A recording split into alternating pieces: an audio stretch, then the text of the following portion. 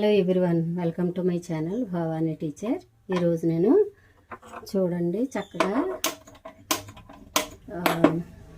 శనగపిండి మునగాకు వేస్తున్నాను. అంటే మునగాకు మనం ఈ వింటర్ సీజన్లో మునగాకు ఎక్కువగా తినడం చాలా మంచిది కాబట్టి ఏ రూపంగా అయినా తినొచ్చు. అంటే మునగాకు పొడి చేసుకోవచ్చు, పప్పులో వేసుకోవచ్చు, శనగపిండిలో వేసుకోవచ్చు, ఇలాగనమాట. చూడండి పైనుంచి టెర్రస్ మీద నుంచి తీసుకొచ్చాను దీన్ని. ఇప్పుడు స్టవ్ ఆన్ చేసి పాన్ పెట్టాను. ఈ శనగపిండి కర్రీకి రెసిపీ స్టార్ట్ చేద్దాం. చూడండి, ఒక ఉల్లిపాయ చిన్నగా ముక్కలు కట్ చేసి పెట్టాను. 3 పచ్చిమిర్చి ఇలాగా చీల్చి చిన్న చిన్న ముక్కలుగా చేసి పెట్టాను. తర్వాత ఒక కప్పు కొంచెం తక్కువగా అంటే ఒక 50 గ్రామ్స్ తెలగపిండి తీసి పెట్టాను. పోపులు, వెల్లుల్లిపాయ, ఎండుమిర్చి కూడా ఇలా రెడీ చేసి పెట్టాను అనమాట. ఇప్పుడు ఆకును కడుక్కుందాం.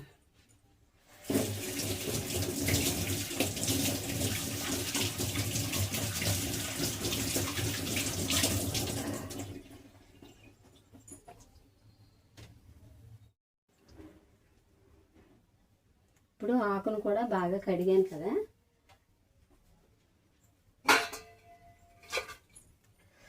ఇది ఏంటంటే మనం చాలా అంటే కాళ్ళు, ఎముకలు నొప్పులు అవి తగ్గుతాయి అంటారు. చాలా రకాల ఆరోగ్య ప్రయోజనాలు ఉన్న మునగాకు అనమాట. నాకు టెర్రస్ మీద ఉంది కదా, మీకు తెలుసు కదా. టెర్రస్ మీద మునగ చెట్లు, ఒక చెట్టు ఆకు కోసం, ఇంకొక చెట్టు కాయల కోసం పెంచుతాను నేను. ఆయిల్ వేసుకుందాం. ఈ శనగపిండి మునగాకు కర్రీకి కొంచెం ఆయిల్ ఎక్కువ ఉంటేనే బాగుంటుంది. మనం ముందు పోపులు వేసుకుందాం. వెల్లుల్లిపాయ, ఎండుమిర్చి పోపులు వేసేసుకుందాం. తర్వాత మనం కడిగి పెట్టుకున్న ఈ మునగాకు వేసుకుందాం. ఇది చాలా చక్కగా ఉంటుంది, టేస్ట్ చాలా బాగుంటుంది.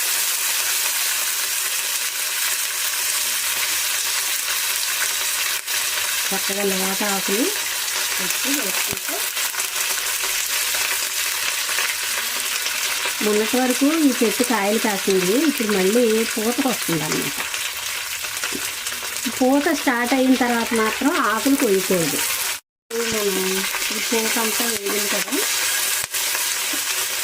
దీనిలోనే శనగపిండి పక్కన పెట్టుకుని ఉల్లిపాయలు, పచ్చిమిర్చి కూడా వేసేస్తున్నాం. అంటే చాలామందికి తెలిసి ఉండకపోవచ్చు శనగపిండి మునగాకు వండే విధానం.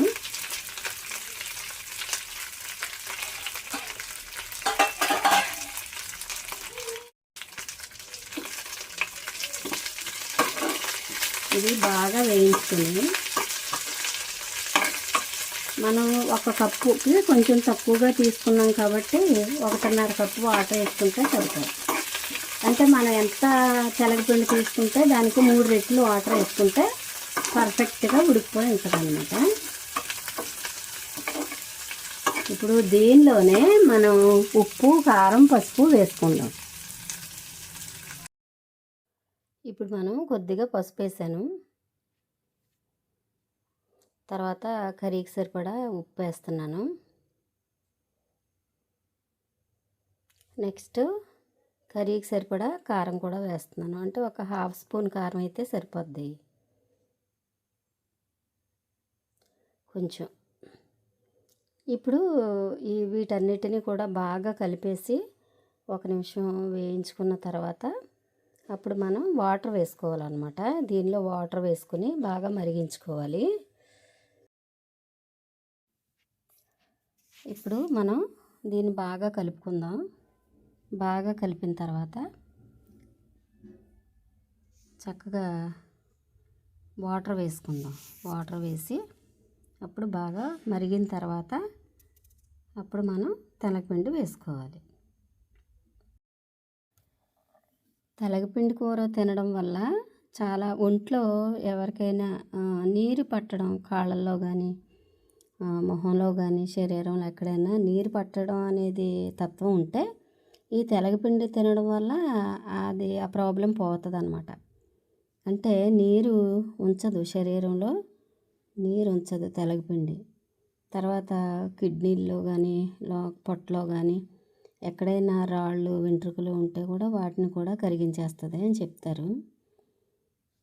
తర్వాత కాళ్ళు మోకాళ్ళు ఎముకలు అవి నొప్పులు అవి తగ్గుతాయి అని చెప్తారు మునగాకుకి.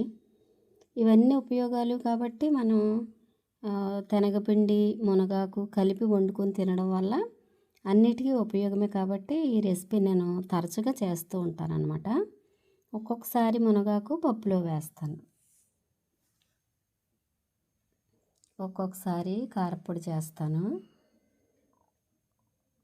అయితే ఈ రెండింటి కాంబినేషన్ వల్ల మాత్రం చాలా అంటే చాలా ఉపయోగం ఉంది. కాబట్టి మునగాకు శనగపిండి కర్రీ చేసుకోవడం చాలా ఉత్తమం అన్నమాట. చాలా అంటే చాలా ఉత్తమం.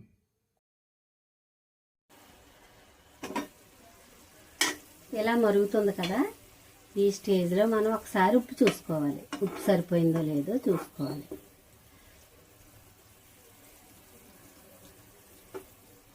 కొంచెం పడాలి. ఈ వాటర్లో ఉప్పు సరిపోతే మనకి కర్రీలో సరిపోద్ది అన్నమాట.